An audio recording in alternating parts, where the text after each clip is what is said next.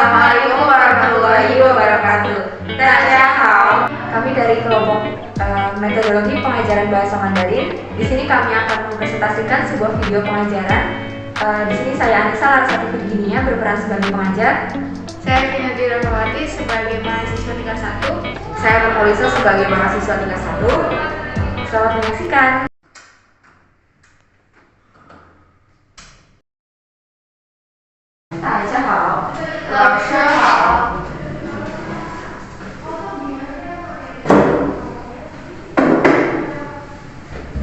Materinya sudah saya share ya. Jadi sekarang hari ini kita akan belajar materi apa? Kata kerja wajib. Jadi untuk hari ini kita akan fokus ke 3 topik. Yang pertama yaitu tipe dari kata kerja.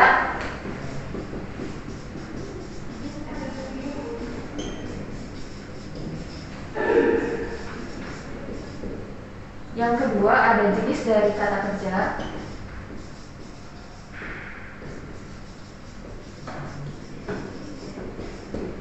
Dan yang ketiga yaitu karakteristik dari kata kerja.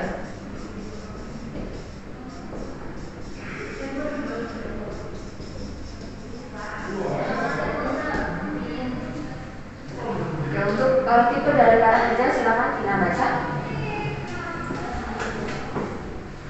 Yang pertama menunjukkan action atau tindakan ada kan, xie, hua.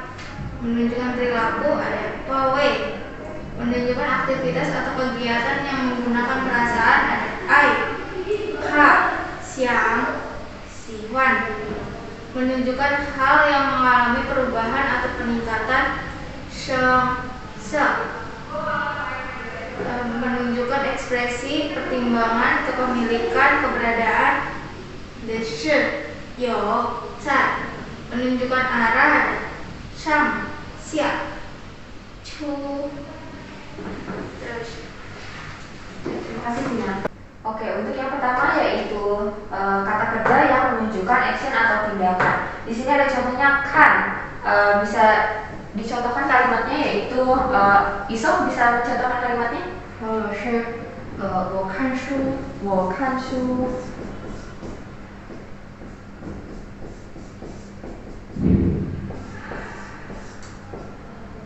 我看书。我di sini adalah orang yang melakukan tindakan dan tindakannya yaitu kan. Di sini kata kerja kan ini menunjukkan bahwa tindakan yang sedang dilakukan oleh si wo adalah kan. Dia sedang membaca buku seperti itu. Untuk selanjutnya yaitu menunjukkan perilaku. Di sini ada pawei. Pawei itu mempertahankan. Seperti itu. Jadi perilaku seseorang itu sedang mempertahankan. Kemudian kata kerja menunjukkan aktivitas atau kegiatan yang menggunakan perasaan. Jadi kegiatan yang menggunakan perasaan itu seperti mencintai, menyayangi, menyukai itu adalah termasuk kata kerja yang menunjukkan aktivitas atau kegiatan yang menggunakan perasaan. Selanjutnya yaitu menunjukkan hal yang mengalami perubahan atau peningkatan. Di sini contohnya ada sheng atau hidup atau mati. Nah, ini kan hidup dan mati itu kan berarti ada perubahan atau ada peningkatan seperti itu. Selanjutnya untuk menunjukkan ekspresi, pertimbangan, kepemilikan dan keberadaan, kita bisa menggunakan kata kerja she, you, dan zai. Selanjutnya kata kerja menunjukkan arah. Di sini ada shang, xia, jing, chu, seperti itu. Apakah sampai sini bisa dimengerti? Lalu izin bertanya.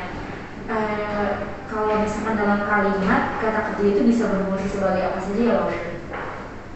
Oke, untuk fungsi dari kata kerja itu sendiri ada 6. Yang pertama yaitu bisa sebagai predikat.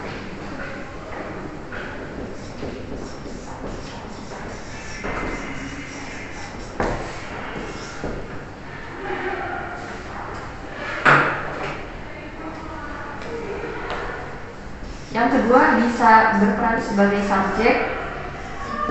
Yang ketiga atributif.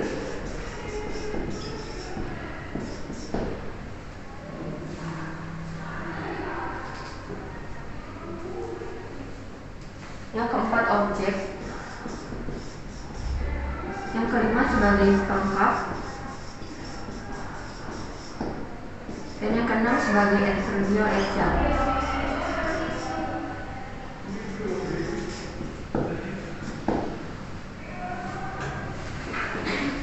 Jadi misalnya nih kata kerja sebagai predikat. Contohnya 我看书, 我 itu sebagai subjek, 看 itu sebagai predikat, 书 itu sebagai objek. Seperti itu. Apa bisa dimengerti so? Bisa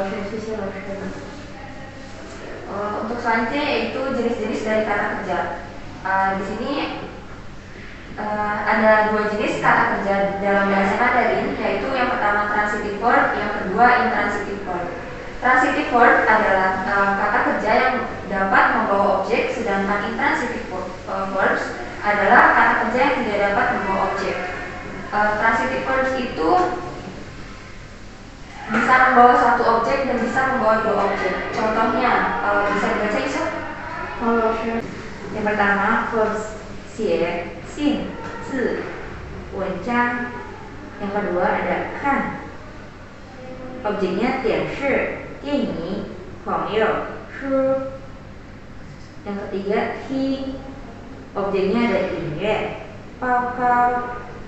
Halo, Chef.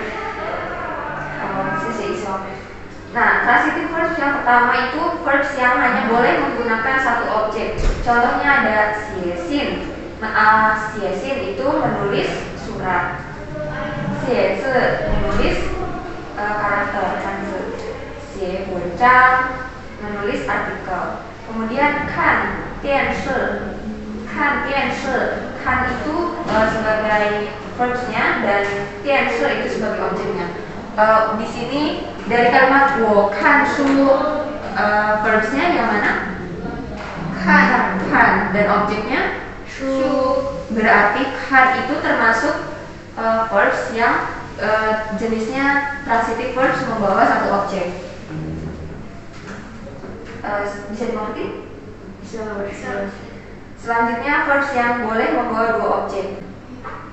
Oke, coba Vina baca yang verbs boleh membawa dua objek. Verbs yang boleh membawa dua objek.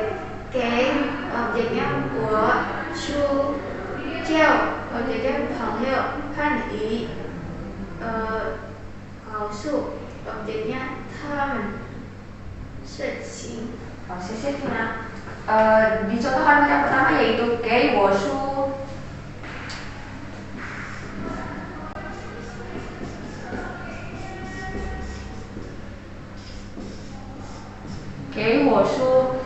Di sini verbsnya yaitu 给. Objek yang pertama yaitu 我, objek yang kedua yaitu 书. Di sini terdapat dua objek dan terdapat perbedaan antara objek yang pertama dengan objek yang kedua. Objek yang pertama ini biasanya berupa manusia atau benda hidup. Objek yang keduanya yaitu berupa benda mati. Di sini verb, ini objek yang pertama dan ini objek yang kedua. Oke, 我书 bisa dimengerti? Oke, selanjutnya untuk intransitive verbs adalah verbs yang tidak bisa langsung diikuti oleh objek. Di sini ada kata kerja dengan satu silabel atau monosyllabic verbs dan disyllabic verbs atau kata kerja dengan dua silabel. Dari monosyllabic verbs ini contohnya ada 我 dan 他. Di sini kata kerja itu berbaring. Berbaring itu tidak bisa langsung diikuti oleh objek. Misalkan berbaring kasur, itu tidak bisa kan? Kemudian ada 休息, istirahat. Kata kerja ini juga tidak bisa langsung diikuti oleh objek.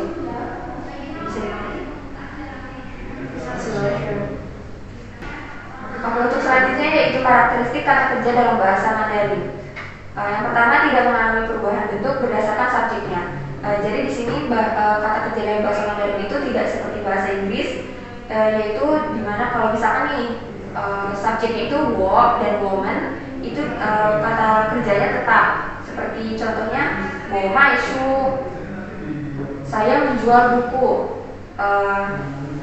Kalau subjeknya diganti menjadi 我们卖书, juga tetap 卖, tidak diganti kata kerjanya.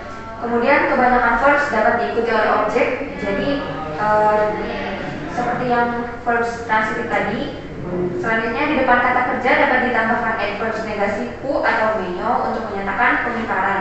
Jadi di sini maksudnya wo kan shu, saya membaca buku. Apabila saya tidak membaca buku, jadi kalimatnya wo menyo kan shu, seperti itu. Selanjutnya fungsi kata kerja yang utama adalah menjadi predikat dan biasanya di belakang kata kerja bisa ditambahkan kata bantu aspek le je guo seperti ting le, zuo zhi, seperti itu. Kemudian di sini kita akan bahas verbs le je guo. Le je guo verbs atau kata kerja yang ditambahkan dengan le ini bermakna bahwa pekerjaan itu telah selesai.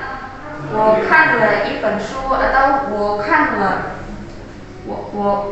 了书 berarti ini pekerjaan tersebut telah selesai dilakukan. Kemudian jika ditambahkan dengan aspektual partikel je berarti maknanya bahwa pekerjaan itu sedang dilakukan. 我看着书 berarti saya sedang membaca buku. Kemudian jika aspektual partikelnya diganti ko, 我看过书, saya pernah membaca buku. Jadi kalau untuk verb yang ditambahkan aspektual partikel wo itu bermakna bahwa pekerjaan tersebut pernah dilakukan. Oke, untuk selanjutnya setelah verbs bisa ditambahkan beberapa komplement. Contohnya si kancing, mencuci bersih. Di sini kancing itu berperan sebagai komplement. Kemudian verbs dapat dimodifikasi dalam berbagai bentuk. Contohnya ye kan, 这是明天来. Nah, ye kan mana karakter yang memodifikasi. Ye. Kemudian verbs bisa menjadi kalimat negatif dengan menambahkan ku atau menyo. Contohnya seperti tadi, 我看书. Jika ditambahkan menyo, 我没有看书 itu verbsnya menjadi kalimat negatif. Kemudian kebanyakan verbs bisa direduplikasi. Bentuk reduplikasi dari kata kerja disilabik adalah ABAB. Maksudnya pola ABAB itu seperti zhengli. Nah, di situ pola reduplikasinya adalah ABAB. Untuk selanjutnya ada pola reduplikasi shuo, kan, yanqiu. Selanjutnya yaitu kata afirmatif negatif questions dapat dibentuk dengan menggunakan secara bersama-sama bentuk afirmatif dan negatif. Seperti kan bukan, shi bu shi, you mei you, xi bu xi. Seperti itu. Oke, sampai di sini materinya ada yang mau ditanyakan? Kan di sini yang kata afirmatif negatif question. Contohnya itu kan bukan. Nah, kalau misalkan di kalimatannya itu kan bukan tapi tetap ditambahkan ma atau tidak. Untuk kata afirmatif negatif question itu tidak perlu ditambahkan ma. Jadi kan bukan, she bu she tidak perlu ditambahkan ma. Oke, ada lagi pertanyaannya? Oke, 如果没有问题的话，我们下课，谢谢。好，谢谢老师。好，sekian penampilan video dari kelompok kami. 谢谢，再见。